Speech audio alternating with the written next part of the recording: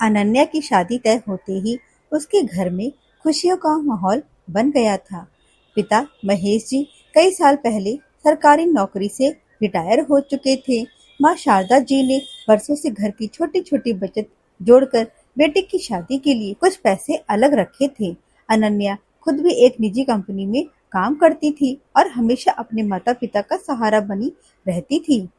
रिश्ता अच्छा लग रहा था। लड़का पढ़ा लिखा था, शहर की एक बड़ी कंपनी में नौकरी करता था। परिवार भी पहली मुलाकात में काफी सुलझा हुआ लगा। दोनों परिवारों ने मिलकर सादगी से सगाई कर दी। उस दिन सबको लगा कि बेटे को अच्छा घर मिल गया है। लेकिन जैसे जैसे शादी की तारीख नजदीक आने लगी, लड़के वालों का व्यवहार धीरे धीरे बदलने लगा। एक दिन लड़के के पिता, माँ और बड़े ताऊ जी अनन्या के घर आए। चाय नाश्ते के दौरान पहले तो इधर उधर की बातें होती रहीं, फिर अचानक शादी की तैयारियों का विषय छेड़ दिया गया। लड़की की माँ ने हल्की मुस्कान के साथ कहा, देखिए, हमारा बेटा इकलौता है। हमारे परिवार में शादियां हमेशा बड़े स्तर पर होती हैं, इसलिए हम चाहते हैं कि शादी किसी बड़े रिजॉर्ट में हो और इंतजाम बिल्कुल रॉयल होना चाहिए। महेश जी ने विनम्रता से कहा, जी, हम भी चाहते हैं कि शादी अच्छे से हो, लेकिन बजट का भी तो ध्यान रखना पड़ता है। इतने में लड़के की ताऊ जी बीच में बोल पड़े, अरे भाई, आजकल लोग इज्जत के लिए क्या क्या नहीं करते। कम से कम 50 लाख का तो इंतजाम होना ही चाहिए।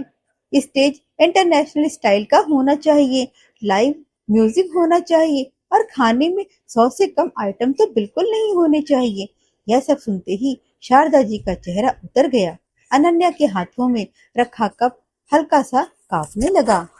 उनके लिए यह रकम कोई शौक नहीं थी, बल्कि एक ऐसा बोझ था जिसे उठाना लगभग असंभव था।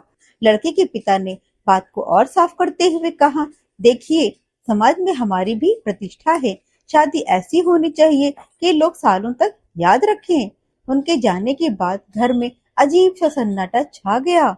महेश जी कुर्सी पर बैठे बैठे चुप हो गए। उन्होंने धीरे से कहा, इतना खर्च तो हम घर बेचकर भी नहीं कर पाएंगे। शारदा जी की आंखों से आंसू निकल पड़े। क्या बेटे की शादी हमारे लिए बोझ बन जाएगी?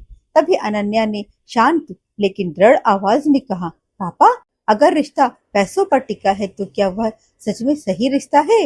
महेश जी कुछ नहीं बोल पाए। समाज का डर, रिश्तेदारों की बातें और बेटे का भविष्य सब एक साथ उनके मन में घूम रहे थे। उसी समय अनन्या के मामा देवेंद्र जी, जो पास में ही बैठे थे, मुस्कुराए। उन्होंने कहा, कभी कभी सामने वाले को समझाने के लिए उसी की भाषा में जवाब देना पड़ता है। अगले दिन देवेंद्र जी ने लड़के वालों को फोन किया। उन्होंने बड़े आत्मविश्वास से कहा, आपकी सारी शर्तें हमें मंजूर हैं। रिजॉर्ट भी होगा, रॉयल इंतजाम भी होगा, जैसा आप चाहेंगे वैसा ही होगा। उधर से तुरंत खुशी भरी आवाज आई, अच्छा, हमें पता था आप लोग समझदार हैं। देवेंद्र जी ने आगे कहा, हाँ, बस एक छोटी सी शर्त हमारी भी है। लड़के के पिता ने पूछा, कैसी शर्त? देवेंद्र जी ने बिल्कुल सहज भाव में कहा, शादी तक की सारी जिम्मेदारी हमारी, लेकिन विदाई के बाद हमारी बेटी आपकी बहू बन जाएगी। इसलिए हम चाहते हैं कि विदाई किसी साधारण गाड़ी में नहीं, बल्कि हेलीकॉप्टर से हो। फोन के उस पार कुछ पल के लिए सन्नाटा छा गया। देवेंद्र जी आगे बोले, आखिर आपकी भी तो समाज में प्रतिष्ठा है।